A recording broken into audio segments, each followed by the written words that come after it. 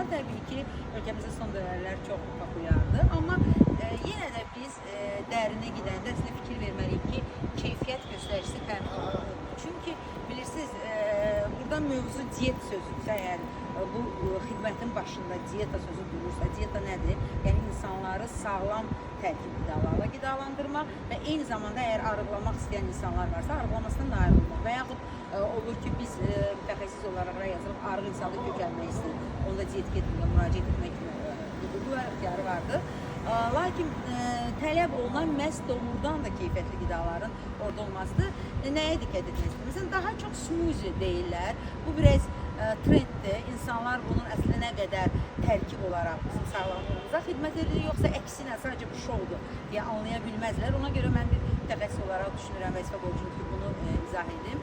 Əslində smoothie deyilənlər biz diqqət etməliyik, hansı qabda verilir. Daha çox plastik, polietilen qablardadırsa, biz əslində məqsədimiz toksinlərdən uzaqlaşdırmaq bu bədəni və adicə suyu belə plastik qabda çox içməliyirik. Çünki tərkibində bifenol A maddəsi, ksenoestrogenlər və s.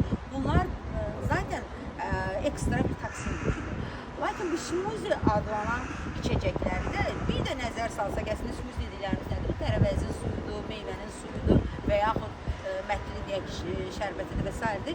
Burada axı vitamin və minerallar var və onlar ilk 10-15 dəqiqə ərzində günəş və istinin temperaturuna təsirini, keyfiyyətini itirə bilirlər və ikinci bu plastik qabda olması daha təhlükəlidir, oksidləşmə prosesini aktivləşdirə bilər və ona görə də insanlar sadəcə bunun şou hissəsini görürlər, çox rəngli qəşəng qablardır, mən də aldım. Mən qətiyyətlə bunların doğru olmadığını deyirəm. Əslində sizə yemək çatdırılmalıdır. Yəni yemək, hətta bizim milli mətbəxin yeməkləri də ola bilər. Sadəcə onlar doğru şəkildə kişilik edilməlidir. Kalorisi hesablanmalıdır. Glikemik indekslə insülin indeksi hesablanmalıdır ki, bir növ sizin arıqlamanıza təsir etsin və təbii ki, orada köklü səbəbləri müəyyən olursa, onun ardınca qeyd edir. O yüzden də insanları diqqətli olmağa çağırır.